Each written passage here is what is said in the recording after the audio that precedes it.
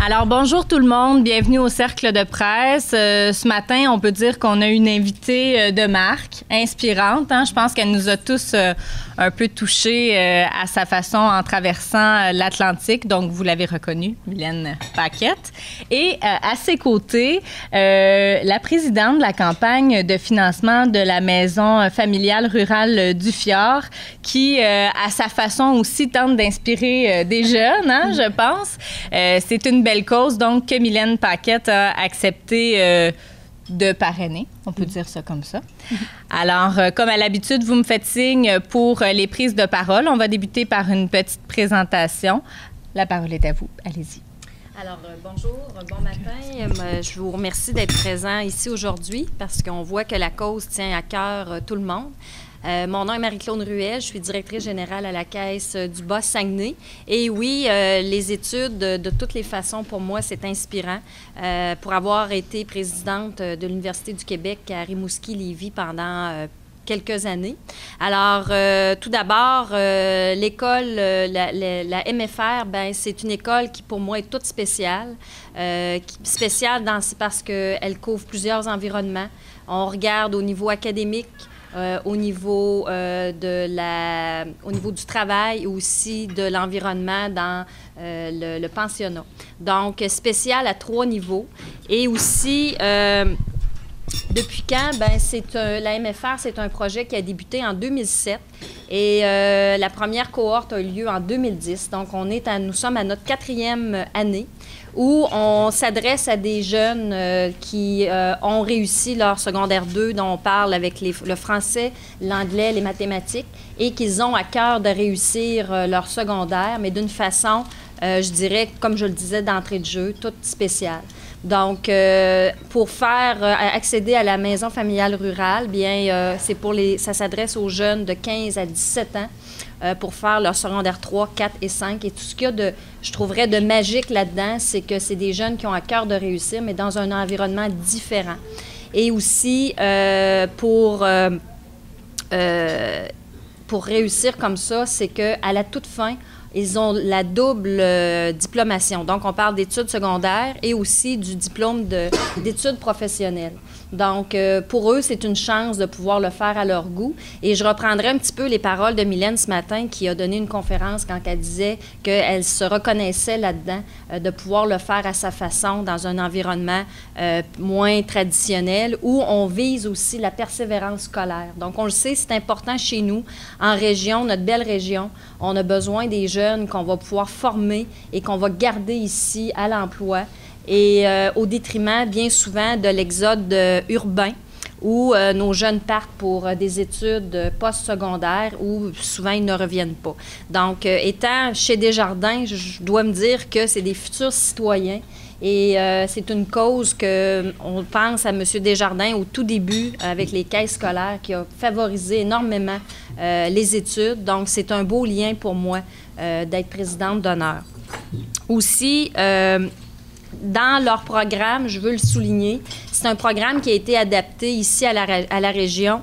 Donc, c'est la protection et l'exploitation territoire phonique qu'on va développer nos jeunes, également en mécanique véhicule léger. Et ça, ces programmes-là sont revus à tous les 3 ans. Donc, on se colle vraiment à la région pour avoir une formation en lien avec les besoins. Et on m'a dit que je pouvais vous donner un petit scoop ce matin, c'est qu'il y a un nouveau programme qui est à l'étude. Donc, on voit que c'est une belle évolution, c'est vivant et ça transmet, dans le fond, les besoins à ces jeunes-là. Ce matin aussi, je veux mentionner que les jeunes proviennent, parce que la MFR, elle est située à L'Anse-Saint-Jean, mais ça touche tous les secteurs qu'on parle de Chicoutimi, la baie, donc en provenance d'un peu partout. Et aussi, la campagne vise à ce qu'on puisse développer une clientèle qui vienne de partout, Charlevoix, cette année, Charlevoix, Côte-Nord.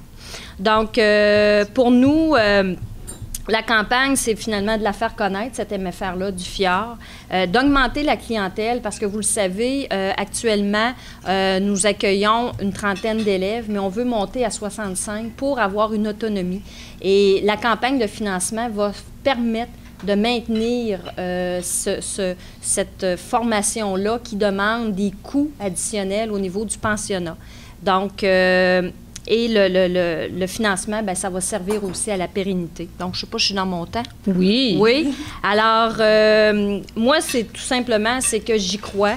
Et je regarde au niveau de notre caisse, ma caisse, qui a donné depuis les tout débuts, puis avec la campagne de financement, on donne un 60 000 additionnel. Donc, la caisse du Bas-Saguenay, en tout et partout, depuis les tout débuts, aura donné 100 000 $. Donc, ça, c'est grâce aux gens de la communauté qui font affaire aussi chez nous. Et je lance un appel aux entreprises parce que, comme je viens de le dire, c'est vraiment important que les entreprises encouragent cette cause-là pour notre future main-d'œuvre, nos futurs citoyens de demain qui, eux, ont choisi la réussite en s'associant à la maison familiale rurale. Et les liens que Mylène se faisait ce matin, bien, c'est vraiment des très beaux liens avec la persévérance, avec vivre son rêve, hein, d'avoir un diplôme et de travailler de ce qu'on veut puis ce qui nous anime, avec un bel encouragement, un bel encadrement, parce que comme elle le disait ce matin, elle avait son équipe lors qu'elle a traversé l'Atlantique. Bien, les élèves ont aussi la belle équipe autour d'eux, professeurs, direction, etc. Donc, c'est d'aller jusqu'au bout et nous, bien, on se donne ce défi-là pour les 3 prochaines années d'aller chercher un beau 500 000 pour la poursuite de ces objectifs, mais aussi de réaliser les rêves de ces enfants-là qui sont comme je le disais, nos futurs citoyens avec tout le talent qu'on va leur reconnaître. Alors, moi, ça fait le tour. Merci beaucoup, Mme Ruel. Merci. Donc, bonjour, ça me fait plaisir d'être avec vous ce matin. Comme je le disais ce matin en entrevue, je me reconnais un peu chez ces jeunes-là parce que j'ai toujours su que j'avais beaucoup de potentiel, mais j'avais peut-être pas l'encadrement pour m'encadrer justement puis évoluer dans un milieu qui me ressemblait, en fait, qui me reconnaissait. Et puis les liens que je fais justement avec les jeunes qui fréquentent la maison familiale rurale, c'est ça. C'est que, moi, en fait, j'étais dans un milieu académique classique où j'ai été très encadrée au secondaire et après, j'ai commencé des études postsecondaires et je me suis pas retrouvée là-dedans parce que je suis une fille qui avait besoin d'encadrement. J'avais besoin qu'on reconnaisse mon unicité. Puis je pense que c'est ce que la maison familiale rurale fait. Et puis, c'est pas tout le monde qui doit avancer sur le même chemin, dans le même milieu académique. Puis je pense que j'en suis la preuve. J'avais du potentiel, mais pas du côté académique, malheureusement. Alors, ça me fait vraiment plaisir de pouvoir être ici pour aider la campagne de financement, puis aider des jeunes qui peuvent me ressembler, je trouve, oui. Alors, ça me fait vraiment plaisir d'être là. Et puis ce soir, je vais pouvoir vous réserver plein d'anecdotes, plein de détails croustillants sur mon parcours qui... peut-être que certaines personnes ont entendu parler d'un bateau qui serait venu me ravitailler durant la traversée ou encore de ce qui s'est passé avec la garde côtière, de comment ça a été à l'arrivée, à la fin de mon parcours, des difficultés que j'ai rencontrées sur ma préparation, dans les 5 ans de préparation avant de m'élancer sur l'océan. Et bien, ce soir, c'est ma petite conférence bonbon, celle que j'offre au grand public. C'est un peu différent que la conférence en entreprise que j'offre dans les entreprises ou la conférence en milieu scolaire parce que là, je m'adresse à des gens de toute catégorie d'âge. Donc, c'est vraiment une belle conférence que vous allez entendre ce soir. Puis, c'est ça, je vais vraiment parler de rêve, de persévérance, de réalisation et puis de développement. C'est ça, de ce que j'ai trouvé très difficile sur l'océan, de ce que j'ai appris sur mon parcours.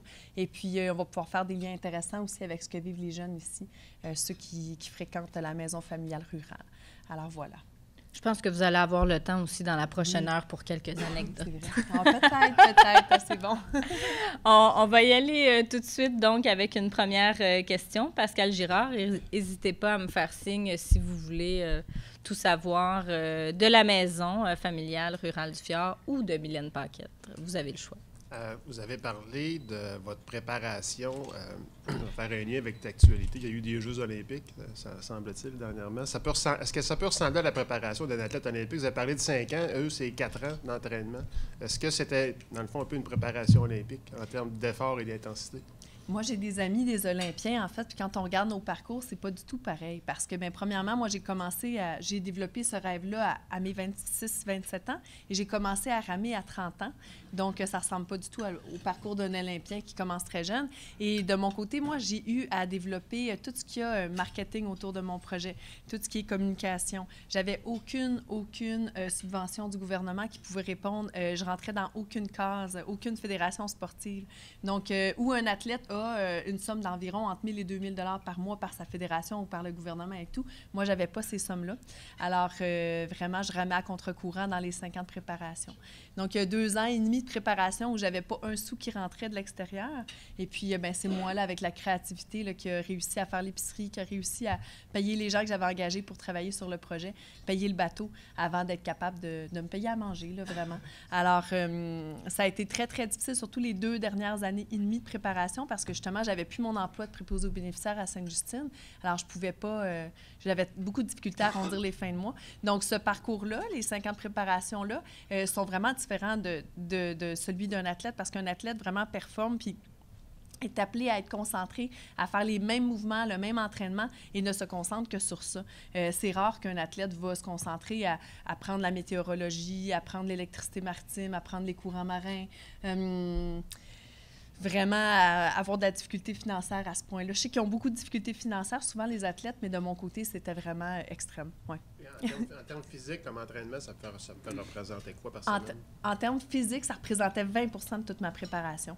Donc, il y avait la préparation aller en mer, me retrouver dans des conditions difficiles. Donc, j'avais fait une première traversée de l'océan à la rame en 2010, retourner en mer à la voile, aller à la rame sur le Saint-Laurent. Donc, ces 3 grandes aventures-là m'ont permis de me préparer physiquement, mentalement, mais aussi de me préparer, de me mettre dans des conditions difficiles. Donc, ça, c'était une grosse partie de ma préparation physique. Puis, les heures d'entraînement, toutes les semaines, là, c'était vraiment un entraînement de base, là, comme de la musculation puis du cardiovasculaire. Ouais. Voilà. Est-ce que, justement, vous dites que vous ne fitiez pas, en bon français, dans aucune case, pour recevoir de l'argent. Vous ne fitiez pas non plus dans le système scolaire. Est-ce que le système scolaire québécois, justement, doit faire place à ce type... peut-être pas nécessairement des jeunes du secondaire qui traversent l'Atlantique, on s'entend, mais place à de la créativité, à des projets où les jeunes peuvent se développer plus selon leurs intérêts? Bien, moi, j'avais souvent... À l'époque où j'étais au secondaire, entre 91 et 96, j'entendais parler de d'autres écoles qui fonctionnaient par projet. Les jeunes apprenaient à leur rythme par projet. Puis je pense que ça aurait été vraiment une voie pour moi. Parce que je devais faire pour apprendre, je devais faire... j'aurais pas pu seulement apprendre dans des livres comment naviguer. Il fallait que j'aille naviguer sur le Saint-Laurent, sur l'eau, pour voir qu'est-ce que c'était une dépression. Parce que de l'avoir sur des papiers, de l'avoir sur des nuages, puis d'avoir un prof qui explique en avant de ma classe... Moi, j'ai beaucoup de difficultés à rester assise. Je vais être correcte pour la prochaine heure, ne faites-vous-en pas. Mais moi, ça ne correspond pas à la personne que je suis. Donc, malheureusement, je trouve qu'il n'y a pas beaucoup, il y a un faible pourcentage d'écoles qu'on dit, c'est dommage qu'on dise que c'est spécialisé parce que c'est pas des écoles spécialisées, ça devrait juste être d'emblée des écoles qui répondent à la masse, puis la masse n'est pas une masse qui reste assise. Je peux pas croire qu'il y a 90 % des jeunes au Québec qui sont faits pour rester assis sur un bureau sans apprendre en faisant, sans apprendre en apprivoisant des métiers. Donc, malheureusement, peut-être que le système est à revoir, tu sais. Bien, puis c'est des écoles comme ça, comme la maison familiale rurale qui peut offrir cette nouvelle voie-là, cette nouvelle façon de faire, pour répondre aux besoins de la clientèle qui est là. Ouais. Bertrand Tremblay, vous avez une question? Madame Paquette, quand vous avez entrepris Folle Aventure, est-ce que vous aviez un modèle en tête, un personnage qui vous avait frappé puis que vous vouliez imiter? Je pense un peu à un Pierre Lavoie, par exemple, qui a aussi eu une... Et est-ce que vous avez craint de mourir au cours de cette traversée-là? Bien, en fait, moi, les modèles que j'ai découverts, c'est des modèles des grandes navigatrices. Je m'identifiais plus aux femmes qui avaient fait des courses comme le Vendée Globe, des tours du monde à la voile et tout ça. Donc, au début de ma découverte du monde de la navigation, je me suis accrochée à ces modèles-là, mais je ne veux pas faire répéter les mêmes exploits qu'elles. Donc, je m'inspirais de leur fougue, de leur sang-froid, de ce qu'ils ont développé à travers leurs aventures puis de ce qu'ils ont démontré comme personnalité. Mais c'est des modèles qui sont très, très loin et inaccessibles. C'est des gens en Europe, c'est des icônes sportives très renommées dans le monde de la voile. Donc, c'était pas du tout accessible pour moi. Et puis, pardon, votre deuxième question, c'était quoi? Est-ce que vous avez eu peur de mourir au cours de votre traversée? Est-ce que vous vous êtes dit à un moment donné, quelle aventure?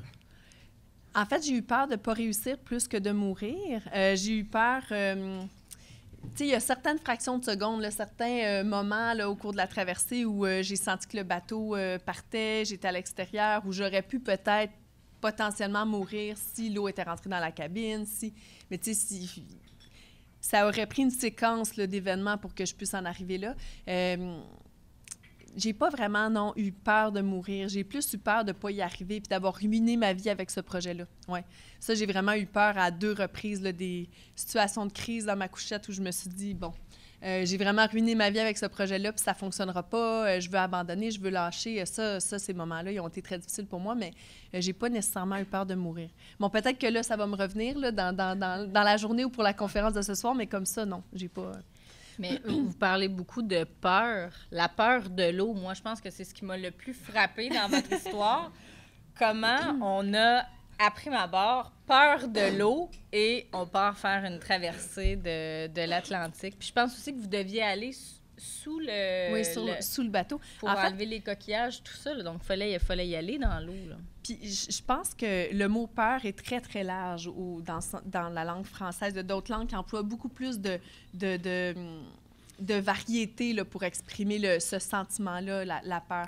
J'ai pas nécessairement peur de l'eau. Je bois de l'eau, là. J'allais prendre mon verre. J'ai pas de problème. Je vis bien avec ça. je prends de l'eau tout le... Mais j'ai un très, très grande angoisse à être dans l'eau. Je déteste être immergée dans l'eau, que mon corps a plus la même... vélocité, le même mouvement. Donc, c'est très difficile pour moi. J'aime vraiment pas ça, d'être immergée. Mais par contre, je compare ça à quelqu'un qui a le vertige, mais qui prend quand même l'avion. Je compare ça à quelqu'un qui a le vertige, mais qui peut quand même monter dans un 30e étage, dans un ascenseur. Pendant qu'il est dans l'ascenseur, il se dit pas « Oh mon Dieu, je suis à tant de pieds d'altitude, j'ai peur. » Donc, c'est la même chose. Même si je suis sur l'eau, j'ai aucun problème à être sur un bateau, un ponton, un quai, mais je veux vraiment pas être immergée dans l'eau. Je suis comme un chat qu'on essaie de mettre dans le bain. Alors, c'est pas très élégant. Ouais.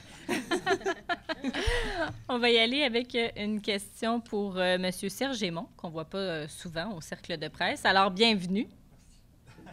J'ai 2 questions. J'aimerais savoir c'est quoi votre vie maintenant, puis est-ce que vous vous ennuyez de votre bateau? Oui, je m'ennuie de mon bateau énormément. En fait, des fois, j'essaie de me replonger sur la couchette dans ma cabine. J'essaie de m'imaginer comment est-ce que je serais présentement. Parce que les choses changent très, très vite. T'sais. On part d'un milieu où est-ce qu'on pense à nos besoins primaires, où est-ce qu'on est... on est vraiment dans l'instant présent, puis on a un objectif très concret, c'est de se rendre de l'autre côté. Puis là, on tombe dans un milieu où il y a beaucoup, beaucoup de choix à faire, beaucoup de questions à répondre, beaucoup, beaucoup de personnes. Donc, ça a été une séparation très difficile pour moi de quitter mon bateau. Et ma vie, qu'est-ce qu'elle est maintenant? Bien, en fait, pour moi, ça a été une transition très, très douce parce que je n'étais pas connue du grand public avant cet exploit-là, mais j'avais déjà fait d'autres exploits dans le passé. Donc, j'avais apprivoisé un peu tout ce qu'il y a comme les entrevues, les médias, tout ça. Je l'avais apprivoisé un peu. Puis aussi, les conférences, j'en donnais déjà depuis 2009. Donc, j'ai pu me développer un petit peu depuis les dernières années avant d'être capable de dire, bien là, je ne peux plus travailler à Sainte-Justine. Je quitte l'hôpital Sainte-Justine parce que, bon, j'avais d'autres aventures à vivre. Puis l'hôpital ne pouvait plus vraiment me laisser partir comme ça durant des grosses périodes de temps. Donc, à un moment donné, j'ai dû vraiment plus développer les conférences pour pouvoir continuer de ne pas travailler à Sainte-Justine puis être capable moindrement de subvenir à mes besoins. Donc, ma vie a changé, oui, mais c'est surtout le côté reconnaissance qui est vraiment plus important maintenant puis qui était peut-être pas là avant. Parce qu'avant ma traversée, on me traitait souvent de folle. Et maintenant, on me félicite plus souvent qu'on me traite de folle. Donc, ça a changé un peu. C'est les conférences qui occupent votre temps, la majeure partie de votre temps maintenant? Oui, c'est ça. Oui, la majeure partie de mon temps. Puis, j'en donne pas mal. La semaine passée, peut-être 6 ou 7. Cette semaine, je me déplace plus loin. Donc, c'est le fun de venir... Puis ça, c'est vraiment, comme je l'ai dit tantôt, là, mes conférences préférées, mes conférences bonbons là, que je donne au grand public. Donc, oui. Okay. Merci. Merci. Prochaine question, Pascal Girard, suivi de Bertrand Tremblay et de Carole Néron. Question très, j'allais dire terre à terre, c'est pas le cas, là. C'est plus mer à mer. Oh, le jeu de mots! Question technique. C'était quoi votre installation pour les communications? Est-ce que vous étiez par satellite? Comment ça coûtait? Quelle bande passante vous aviez? Comment vous pouviez communiquer? C'était quoi votre facture à la fin du mois? Ah oui! En fait, on a eu l'appui d'Iridium à travers ça parce qu'on donnait beaucoup d'entrevues puis ça coûtait très, très cher. Donc, Iridium nous ont accompagnés là-dedans. Ça revenait à peu près à $1, $1.10 la minute, normalement. On a utilisé 55 000 minutes durant la traversée. Donc, chaque image que j'envoyais sur les réseaux sociaux, je l'envoyais par email, mais je n'avais pas accès à Internet. Donc, je ne pouvais pas aller voir moi-même les commentaires sur les réseaux sociaux. Donc, j'envoyais le email à mon équipe au sol. Mais une toute petite photo là, de 150 cas, ça prend 40-45 minutes. Et puis, si la photo ne se rend pas en plein milieu, il faut recommencer. Il faut être persévérant. Puis c'est assez choquant des fois de dépenser des minutes comme ça. On voit l'argent qui s'envole. Donc, c'est vraiment, c'est vraiment, vraiment plate. Ouais. C'était par téléphone satellite, oui, pardon. Donc, c'était comme dans les années 90, là, une connexion à peut-être 8 microbits, 8 bits la minute à peu près. Donc, une photo de 150 cas, ça peut prendre énormément de temps. Puis, quand on occupe la ligne parce qu'on envoie un email, on ne peut pas faire de téléphone. Donc, c'est ça, c'est un autre monde, oui. Est-ce que votre famille vous appelait? Vous étiez en train de ramer, puis ça sonnait? Puis... Oui, c'est ça, ça sonnait. J'espérais... c'était très difficile pour moi de gérer l'espace dans le bateau. Donc, le téléphone ne devait pas sonner souvent parce que si je suis à l'extérieur, je me dépêche pour répondre, je peux me blesser en essayant de répondre au téléphone. Donc, non, pas de Bluetooth, exactement. Donc, plus souvent qu'autrement, c'est mon équipe qui m'appelait, ma famille proche, quand ils savaient que j'étais dans une tempête puis je pouvais répondre facilement au téléphone. Mais sinon, c'est moi qui faisais les appels téléphoniques. Oui. Ça n'aurait pas été plus vite de faire le chemin inverse? De l'Europe au Canada? Non, à cause des courants. Oui, à cause des courants, ça aurait été impossible. Il y a vraiment la route du Nord qui est d'ouest en est, ou les Alizés, la route des Alizés qui est... Dans le fond, c'était parti de l'Europe, il aurait fallu que vous arriviez dans les Caraïbes? Oui, partir d'Europe, il aurait fallu que je parte du sud du Portugal ou du Maroc. Parce qu'il y a des courses qui se font aussi... Oui, c'est ça, oui, des îles Canaries. Oui, c'est ça, des îles Canaries ou du Maroc jusqu'à la Barbade ou Antigua. C'est beaucoup plus court. Oui, c'est ça, c'est beaucoup plus rapide. Pascal Girard, hein, vous avez la réplique facile ce matin? Non, Allez-y, Monsieur Tremblay. Les répercussions les plus remarquables que vous avez eues, est-ce que vous avez eu des témoignages d'un peu partout à travers le monde? Est-ce qu'il y a des cinéastes qui vous ont proposé de tourner un film? Est-ce que vous êtes en train d'écrire un livre? Oui, bien moi, je trouve que les répercussions les plus remarquables, c'est des choses comme ce qui se passe ce matin, tu sais, d'être associé à des causes comme ça, qui sont importantes puis qui véhiculent les mêmes valeurs que moi. Au-delà d'écrire un livre, au-delà tu sais, d'aller m'exprimer, comme j'ai donné une conférence récemment à la NASA, c'est le fun, c'est intéressant, ça fait bling-bling, tout ça, mais c'est super, là. C'est une entreprise, des entreprises qui m'engagent pour faire des conférences. J'adore ça, c'est des belles expériences. Mais d'être associé à des causes qui me sont chères, ça, je trouve que c'est en lien avec mes valeurs. C'est ça qui est intéressant pour moi, oui. Mais toutes les autres expériences sont super intéressantes, là. Par exemple, là, on a participé à un documentaire sur Océania. J'ai participé au documentaire qu'on va voir dimanche à Découverte. C'est vraiment émouvant de voir au grand écran mon aventure, puis de voir comment les gens l'ont, pas transformée, mais comment les gens la mettent en lumière pour qu'elle puisse, que cette aventure-là continue de faire rêver les gens, puis continue de montrer que tout est possible. Puis aussi, le côté aussi qui m'attire beaucoup, c'est de pouvoir parler d'environnement, d'avoir de la crédibilité, d'avoir réussi quelque chose de presque impossible, puis d'avoir la crédibilité de dire que c'est difficile, mais il ne faut pas baisser les bras. Donc, même en matière d'environnement, même si tout semble impossible, même si ça semble perdu d'avance comme bataille, c'est possible de faire quelque chose de différent. Puis c'est un changement de culture qu'il faut opérer. Tu sais, je trouve que d'être associé à des causes comme ça, c'est ça qui me transporte le plus aujourd'hui, oui. Monsieur Néron, suivi de Luigi Napoli. Madame Paquette, deux questions, si vous permettez, Madame la Présidente. Vous avez dit quelque chose d'intéressant tantôt. Vous avez dit que vous aviez besoin d'encadrement. Est-ce que vous étiez simplement indiscipliné ou rebelle?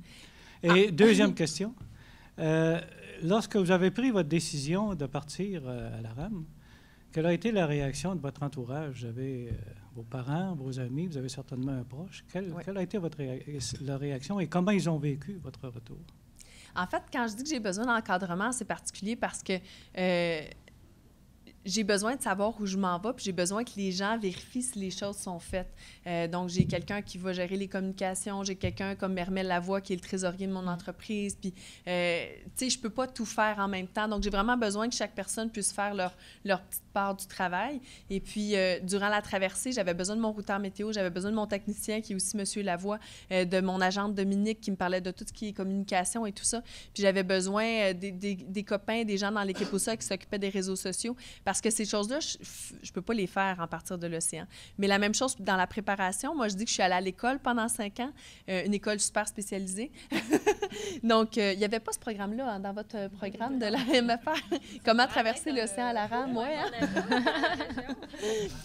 C'était pas ça le scoop là, du programme qui est à l'étude, non? Le nouveau cours, c'est ça. Donc, tu sais, je pense que ce qui a fait la force de ce projet-là, c'est que j'ai su m'entourer, puis j'ai su aller chercher les personnes qui étaient capables d'apporter quelque chose que moi, j'étais pas capable de fournir au projet. Et puis, tu sais, je le disais tantôt, là, quand on parlait d'un athlète olympique versus moi, ce que j'ai fait, il y avait tout à faire dans ce projet-là. Le montage financier, la restauration du bateau, les communications, monter un site web, le graphisme, le trademark, le nom de la traversée. Il y avait tout à faire. Je n'avais jamais étudié en communication, en gestion de projet. Donc, il a vraiment fallu que j'aille chercher les gens qui puissent le faire avec moi, qu'on puisse travailler ensemble pour monter ce projet-là. Donc, j'ai besoin d'encadrement pour ça. Puis même pour la suite des choses, si je veux m'en aller en voie, si je veux continuer à naviguer, bien, il va falloir que je continue de m'entourer de gens qui veulent persévérer avec moi puis aller plus loin. Ouais. Puis votre deuxième question, la réaction, oui. En fait, ça a été super difficile pour moi parce que au tout départ, j'avais parlé de ça le soir de mon 30e anniversaire. J'avais parlé de mon rêve de ma trentaine, c'est de traverser l'océan à la rame le soir de mon 30e anniversaire. Puis 2 jours plus tard, ben bon, premièrement, je me suis réveillée le lendemain matin avec un mal de bloc en me disant « Qu'est-ce que j'ai dit hier? » Puis 2 jours plus tard, le lundi matin, j'ai commencé à ramer au Club d'aviron à Montréal. Donc, je me suis commise avant de commencer à m'entraîner pour ça. Puis après ça, bien, ça a été plein de petits nucléons là, qui sont venus graviter autour de moi pour pouvoir m'aider à réaliser ça. Et ensuite, bien, il a fallu que je fasse le coming out à ma famille et mes parents qui l'ont trouvé très difficile. Donc, ma mère, de son côté, elle m'a dit, bien, fais-le en équipage, tu peux pas le faire toute seule parce que tu n'as jamais fait ça. Entoure-toi de gens qui savent qu'est-ce qu'ils vont faire, comme ça, tu vas pouvoir apprendre.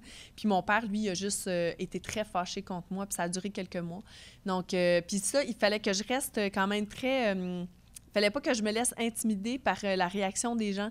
Autant les gens qui trouvaient que c'était fou, que j'étais folle, puis que devant moi, ils me disaient « Ah, c'est beau », puis dans mon dos, ils pouvaient dire d'autres choses. Ça a été très difficile, ça aussi, de mon côté, parce que je suis une fille qui aime beaucoup être sociable, puis j'aime être avec le monde, tout ça. Fait que de savoir que les gens étaient pas, ils appuyaient pas le projet, c'était difficile pour moi parce que je plaisais vraiment pas avec ce projet-là.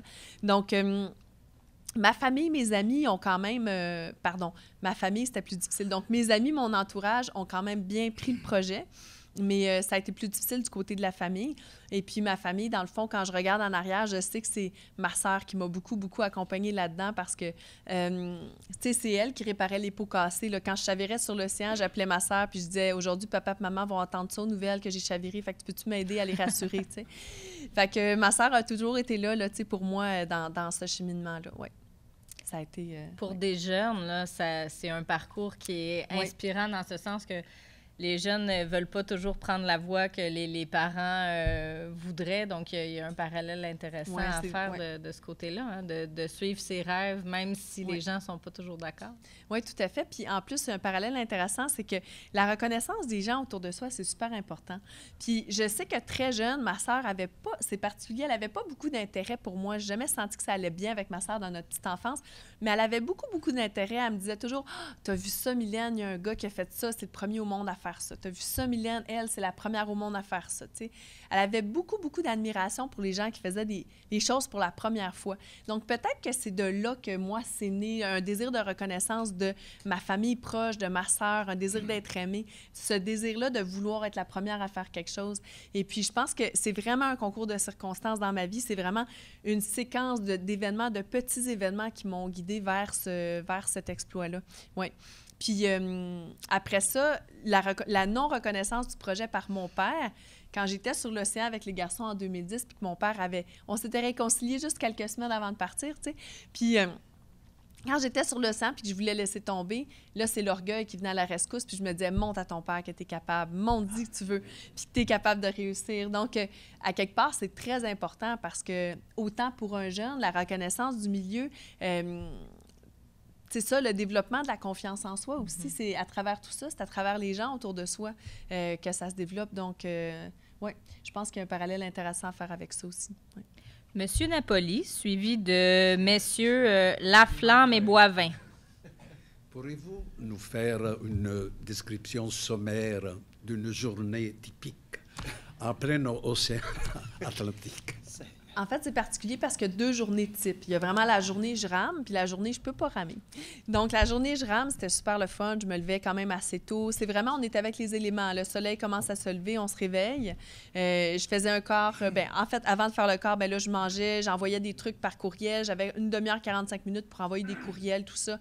Je faisais un petit point avec mon routeur météo qui était en France. Donc, quand je me levais, mon routeur était déjà plus avancé en heure au début de la traversée.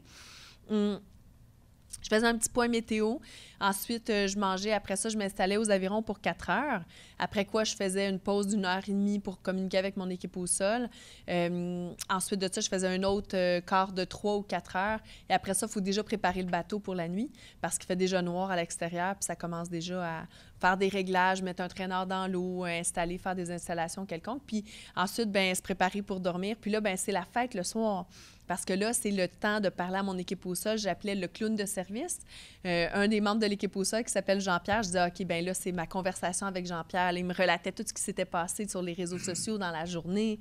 Puis là, c'était motivant pour moi de savoir qu'il y avait des gens qui me suivaient, des gens qui me supportaient, me lisaient des lettres, des personnes qui m'écrivaient des courriels et tout. Donc ça, c'était la journée type rame. Et la journée type, je peux pas ramer, malheureusement, je reste dans ma cabine. J'ai la gestion des petits canards. Vous saviez qu'il y avait les petits canards pour pouvoir financer l'expédition. Donc, je prenais des photos de canards. Je préparais pour les journées où je pouvais ramer, puis j'avais moins le temps de faire ces activités-là. Je pouvais regarder un film sur mon ordinateur portable. Les moments où j'avais vraiment pas le choix, je devais rester attachée à mon lit, là, il fallait que je me divertisse autrement. Ouais. Avez-vous pensé à faire de la pêche? Oui, j'avais dans tout. quelques moments. J'avais tout l'équipement pour faire ça. Mon père n'est pas fier parce que j'ai pas pêché. Il m'avait prêté des cannes à pêche. Puis je suis pas capable d'enlever la vie à un poisson. Je suis vraiment pas. Je suis pas capable. Ça marche pas. Pourtant, j'ai travaillé dans une poissonnerie longtemps quand j'étais adolescente. Puis j'en tuais des truites. Puis là, je suis pas capable. Ça marche pas. J'ai de la peine. Puis je sais qu'Alex, on va aller pêcher ensemble à la pourvoirie. Alex, un des premiers finissants de la MFR qui travaille maintenant, oui, puis qui donne des super bons conseils de pêche. Donc, il va falloir qu'il m'emmène. Vous êtes sans doute la seule à entendre leurs pleurs. Oui, sûrement. Oui. Allons-y avec Monsieur Laflamme, suivi de Madame, Monsieur Boivin. vous avez parlé beaucoup de votre encadrement. Alors, je voudrais savoir si votre encadrement était des bénévoles ou c'est des gens qui étaient payés. Et s'ils étaient payés, qu'est-ce que représente au point de vue du budget votre aventure? Parfait. Donc, les gens qui travaillaient avec moi, il y a une centaine de bénévoles sur 5 ans qui ont collaboré au projet. Il y a environ 2 ou 3 personnes qui ont été rémunérées là-dedans. Par exemple, aux communications, en graphisme, pour le site web. Il y a des services aussi qui devaient être payants. Si on commande du papier, de l'impression, si on paye pour des billets d'avion, aller rencontrer des commanditaires, des gens qui seraient intéressés d'investir dans le projet. Donc, il y a beaucoup de dépenses associées à ça, associées à la recherche de commandites, par exemple. Puis, votre question, c'est s'il y en a qui étaient payés. Oui. Le budget et les commanditaires? Oui, les commanditaires, en fait, ça représentait à peine 20 de mon budget total. Oui, une grosse partie du budget a été prêtée par des gens qui voulaient absolument que le projet fonctionne. Ouais. Sur des marges de crédit, des gens qui ont été très gentils, très généreux, de dire, je vais emprunter sur la marge de crédit hypothécaire pour toi. Donc, c'est arrivé. Ouais. Oui, il y a des gros signes de pièces, oui. Donc, moi, j'étais déficitaire en revenant du projet là, de peut-être la moitié, là, parce que le projet a coûté 210 000 $. Oui. Et puis là, ça n'a pas arrêté. En arrivant en France, il y avait le billet d'avion, il y avait tellement de dépenses associées là, quand on arrive là-bas que... Il y a plein de frais qu'on ne s'attend pas non plus. Là. Par exemple, on a manqué d'essence pour le remorqueur qui est venu me chercher sur la ligne d'arrivée parce qu'ils m'ont cherché tellement longtemps. Donc, il a fallu faire un plein puis renvoyer quelqu'un venir nous porter de l'essence. Donc, ça, c'est des frais, c'est beaucoup, beaucoup d'essence. Donc, c'était difficile de l'évaluer à l'avance. Donc, mais ça, c'est souvent une barrière, l'argent, parce Ouais. que n'importe qui voudrait faire ça puis dirait, mon Dieu, j'ai pas 210 000 devant moi, ça pourrait être un blocage net là, de dire, ben je peux pas me le permettre. Comment vous êtes passé par-dessus cette en barrière-là? fait, j'ai jamais passé par-dessus. Non. Mais ça avez a encore les toujours deux pieds été. dedans. Oui, ça a toujours été un stress. Tu sais, là, on n'est plus déficitaire. Là, depuis qu'on est arrivé avec tous les contrats dans lesquels on s'est engagé pour des conférences, pour le livre, là, on est correct. Donc, ça fait vraiment du bien parce que c'est très rare dans mon cheminement où j'ai été de ce côté-là. J'ai plus été en besoin, puis en recherche de commandite, en recherche de financement, à essayer de tenter de convaincre les gens d'embarquer dans le projet. Puis là, c'est l'inverse. Je me retrouve de l'autre côté, puis il y a des commanditaires qui m'approchent puis qui essaient de me convaincre. Fait que c'est le fun. Non, j'exagère un peu. Non, mais c'est le fun de pouvoir... c'est le fun de pouvoir... tu sais, de voir, en fait, que ça a fonctionné. Tu sais, même le montage financier, il y avait vraiment, vraiment pas de sous. Puis il y a des gens qui ont collaboré au projet puis qui ont donné de leur temps bénévolement. Puis qui se sont dit, ça va marcher, puis c'est un bon investissement de mettre du temps, puis aussi de prêter de l'argent à cette entreprise-là pour que ça puisse fonctionner plus tard. Oui. Ouais. Et puis, la partie du budget, c'est ça, j'ai bien répondu à votre question. Oui, c'est ça. Mais si on avait tout payé, c'était un budget de 350 000 oui. Donc, je peux comprendre qu'est-ce que c'est que de faire une recherche de financement, oui. Ouais. C'est très difficile, oui. Avec des commandites aujourd'hui, ça va être plus difficile encore. Avec la commandite, en fait, la commandite, c'est dommage parce qu'au Québec, les gens ont l'impression qu'on quête pour de l'argent, puis ils reconnaissent pas toute la visibilité qu'on peut apporter aux entreprises. Puis c'est aussi un laboratoire pour des entreprises. Par exemple, si vous voulez prouver l'efficacité d'un manteau de pluie, mais c'est le temps peut-être de prêter un manteau de pluie à Mylène Paquette qui traverse l'Atlantique. Ça serait, tu sais, fait que de juste, même en don matériel, en commandite de matériel, c'est vraiment une opportunité. Puis il y a beaucoup d'entreprises qui le voyaient pas, ça. Donc, il fallait vraiment défricher puis se battre, puis ouais. Donc, je comprends que certaines entreprises puissent dire « Ah, ben si je m'associe à elle et puis qu'elle ne réussit pas, peut-être que les gens vont penser que c'est mon produit qui n'est pas bon. » Je peux comprendre cette peur-là, mais quand on parle de barres tendres, je pense pas que c'est à cause des barres tendres que je ne vais pas réussir, vous comprenez? Je vous donne un exemple. Ouais.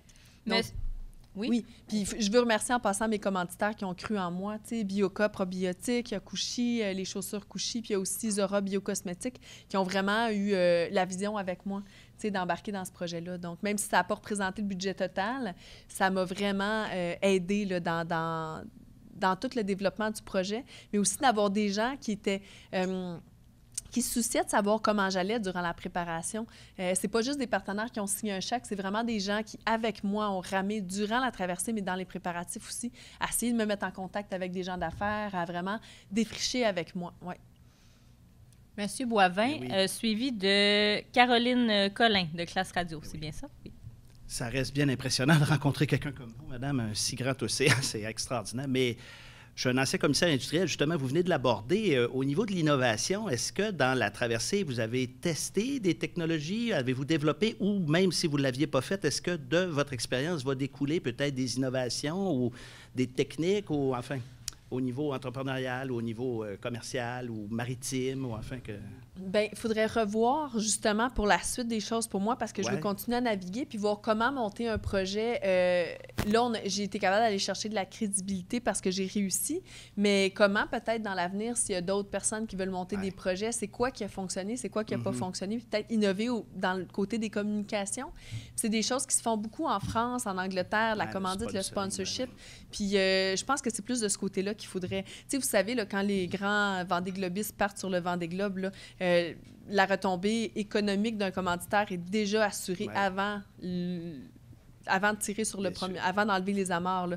Donc, la retombée est déjà là. Donc, comment ça se calcule tout ça? Pourquoi qu'en Europe, ça marche si bien, puis qu'ici, ça ne fonctionne pas du tout? Puis ça n'a pas rapport avec la voile, pas du tout rapport avec la voile. Ça n'a pas rapport avec... ça a rapport aussi pour des événements...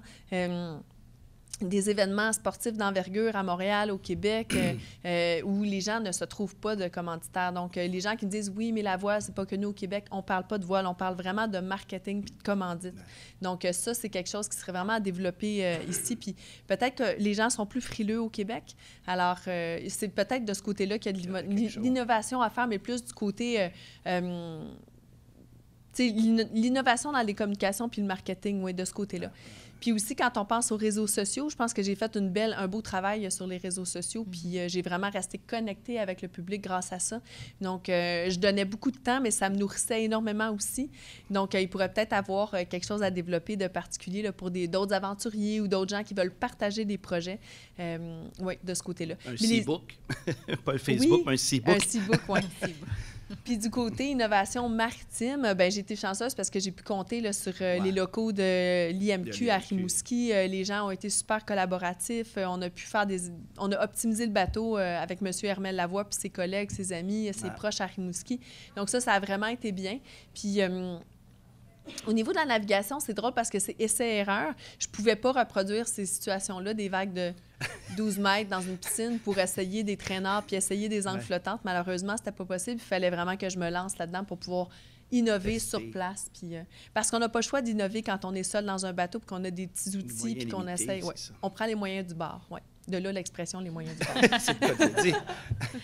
Alors, Caroline, suivie de Carole Néron et de Luigi Napoli. Oui, vous dites que c'est important de se fixer des objectifs pour réaliser ses rêves. Qu'est-ce que vous dites à un jeune qui, comme vous, a un projet, mais que ses parents ne l'appuient pas, puis que le gouvernement n'a pas de subvention pour ce genre de projet? Moi, je pense que ce serait vraiment un jeune qui a un projet que ses parents ne l'appuient pas. Bien, moi, ce qui m'a aidé et ce que j'ai compris pendant la traversée, c'était vraiment de me fixer des petits objectifs. Tu sais, c'est possible de déplacer une montagne un coup de pelle à la fois. C'est des choses qui se peuvent.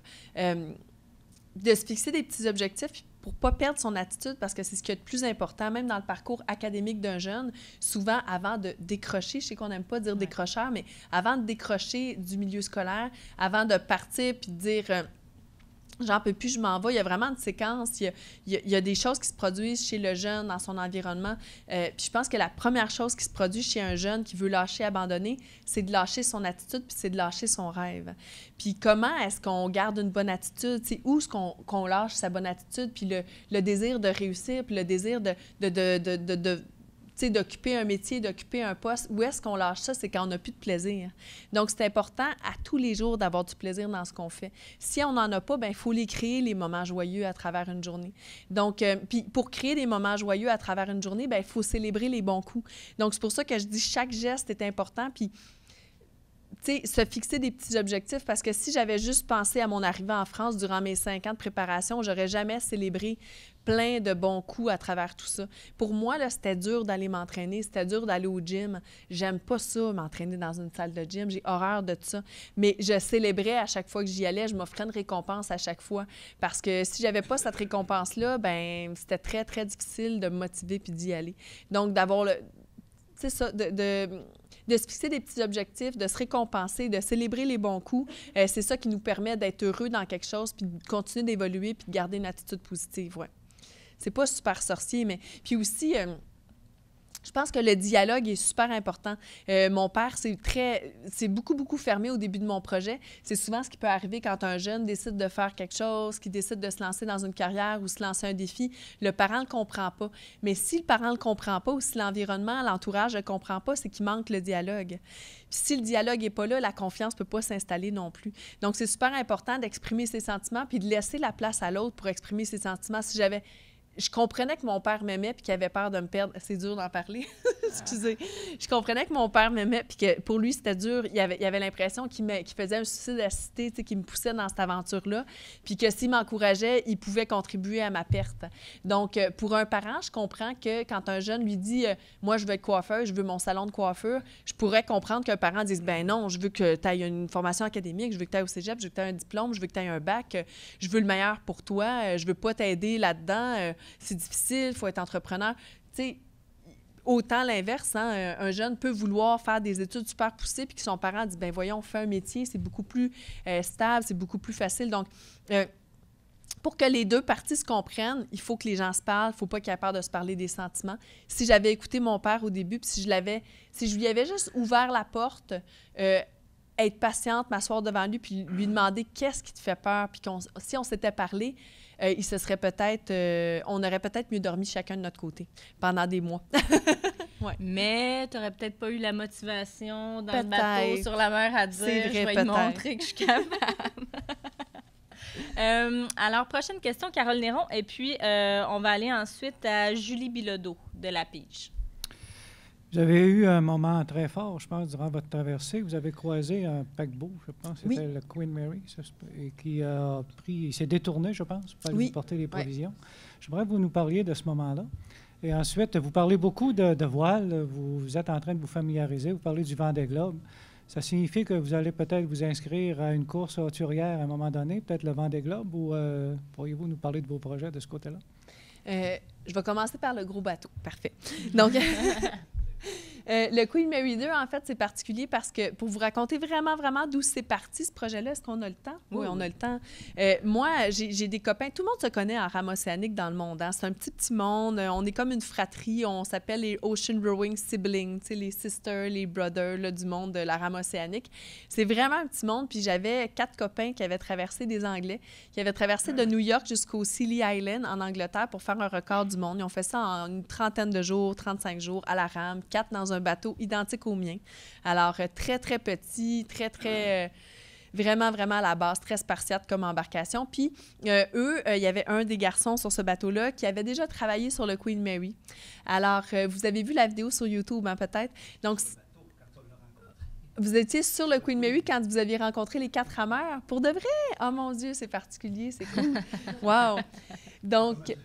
Ah oui, donc ces 4 gars-là, un des gars avait travaillé sur le Queen Mary, donc c'était organisé ces gars-là à la rame, les 4 là, qui étaient dans le record du monde, pour croiser le Queen Mary. Puis ces images-là, bon, il y a un bateau qui est descendu du Queen Mary, c'était organisé, et ils ont filmé le bateau, puis tout ça, puis ils n'ont pas rien reçu, c'était vraiment qu'une rencontre. Et ces images-là ont circulé sur YouTube, et puis moi, je capotais sur cette vidéo-là. Je l'ai regardée, puis je me disais, hey, ça ne pourra jamais m'arriver, mais c'est mon rêve, tu sais, que ça arrive. Puis, wow! Puis ma sœur le savait, ça, puis je l'avais montré à ma sœur, mon père, ma mère. Après ma première traversée, je leur avais montré ça. Puis, donc, le Queen Mary navigue à tous les jours dans le monde.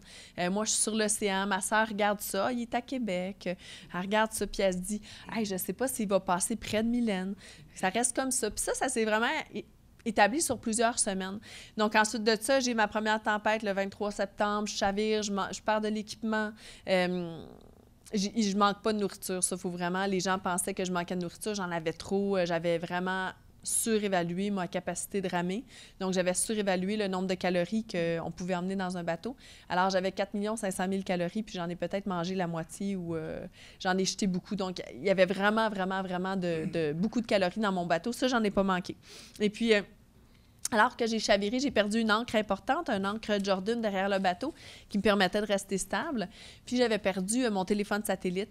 Alors, mon équipe a préparé un peu le coup. Ils ont dit, ben là, peut-être que le Queen Mary pourrait arrêter sur son... Tu sais, peut-être qu'il pourrait la ravitailler.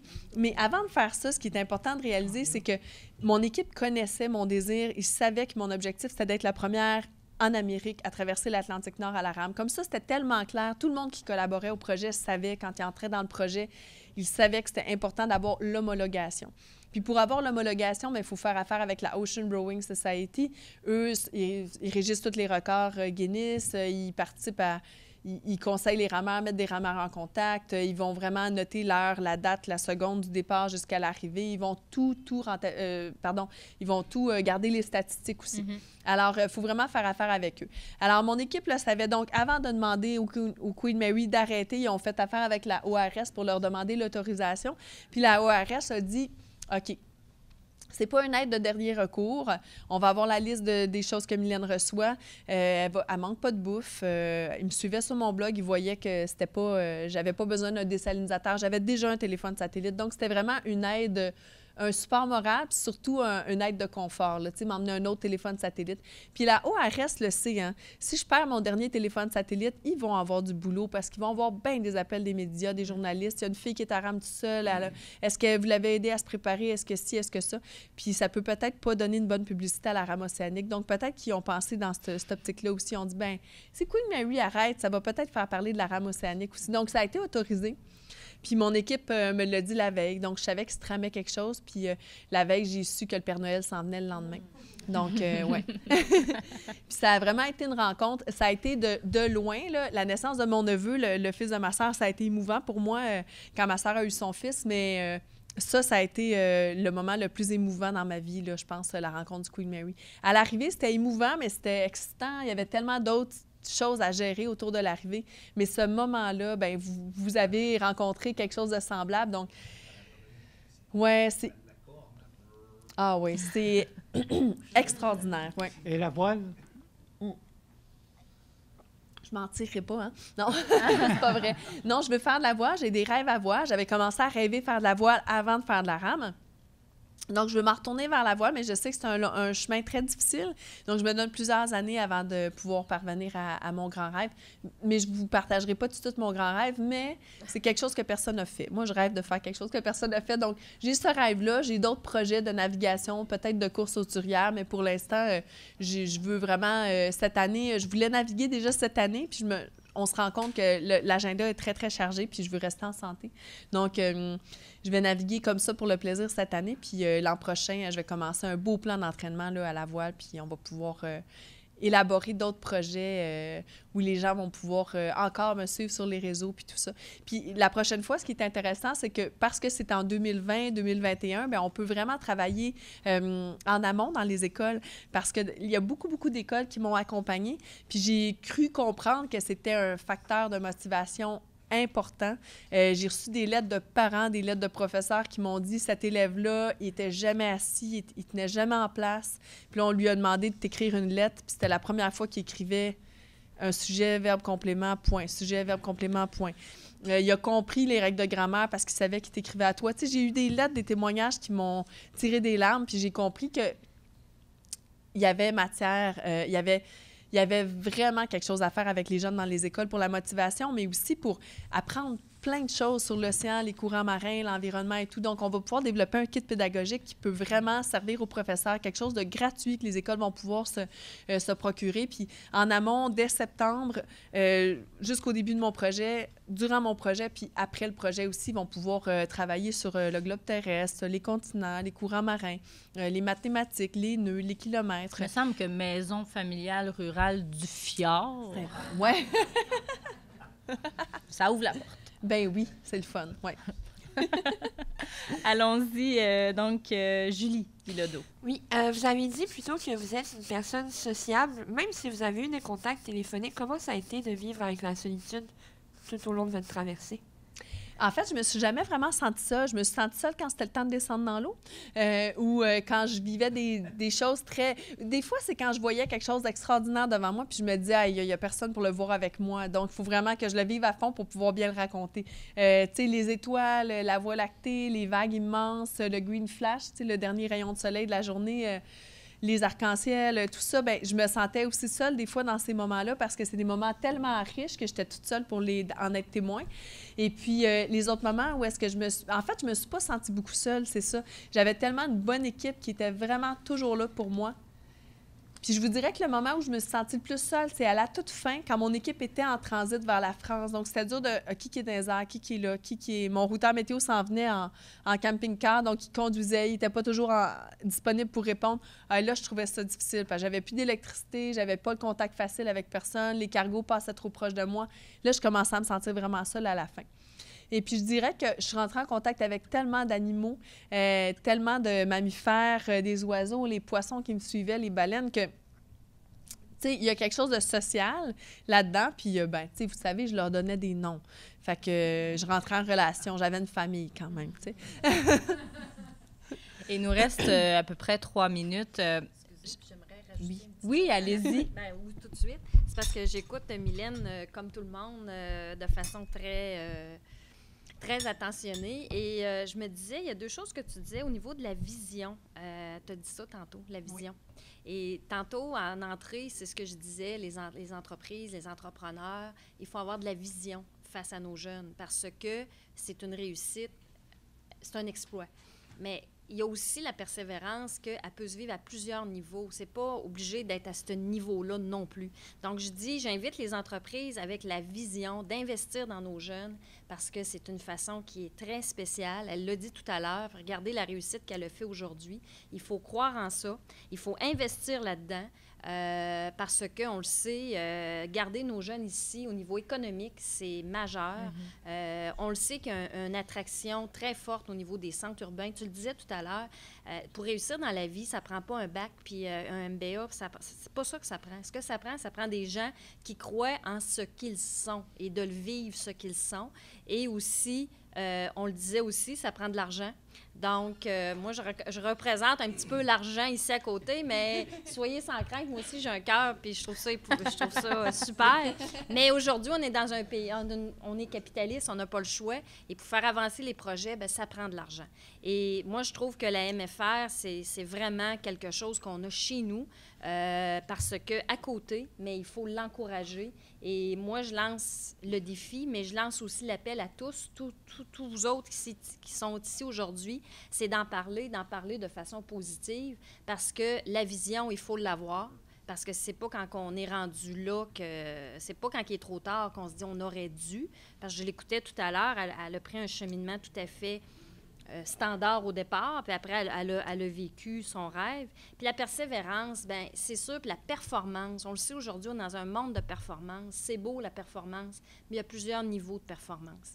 Et de réussir sa vie, bien, je pense que ça en est une belle performance, puis de le faire dans la joie, dans l'encadrement qu'ils offrent, la MFR, et le financement, bien sûr, que vous êtes tous ici autour de la table, qui êtes capables de contribuer à votre façon, mais moi, c'est ce que je demande, qu'on donne quelque chose. Mylène donne de son temps, elle donne de son expérience. Moi, je suis là pour représenter le milieu bancaire. Que voulez-vous? Ça en prend de ceux-là dans le monde. Mais tout le monde ensemble, on est capable de réussir. Et notre objectif, il ne faut pas l'oublier, c'est le 500 000 $ qu'il faut ramasser pour permettre justement que ces jeunes-là soient en pensionnat, parce qu'il ne faut pas oublier, c'est ce montant-là qui n'est pas subventionné. C'est tout le volet pensionnat. Et Mylène, tu vas aller rencontrer un de nos jeunes finissants. Bien, le pensionnat, ça l'a aidé énormément et ça l'a développé. Tu disais que tu avais une famille avec tes oiseaux, puis Bien, les jeunes en pensionnat, ils développent cette famille-là. Alors, c'est pour ça le nom Maison familiale rurale qui est hyper importante et que je vous invite tous à encourager, puis de garder en tête que ça prend de la vision. Puis je sais que les gens de la région ici, c'est des visionnaires, puis c'est des gens entrepreneurs. Donc, je me fie que ça va bien aller et qu'on va être encouragés tout au long de la campagne à ce qu'on puisse avoir des dons, quels qu'ils soient. C'est comme toujours le même discours. Quel qu'il soit, bien, c'est peut-être le petit coup de rame, c'est peut-être le petit plus qu'on va offrir à nos jeunes. Alors, moi, c'était le petit mot de la fin que je voulais donner. Merci beaucoup. Justement, ça a fait le mot de la fin. C'est terminé. Je voulais dire merci beaucoup à vous deux. La semaine prochaine, on reçoit les 3 présidents d'arrondissement de conseil de ville de Saguenay. Alors, soyez là. Merci tout le monde. Merci.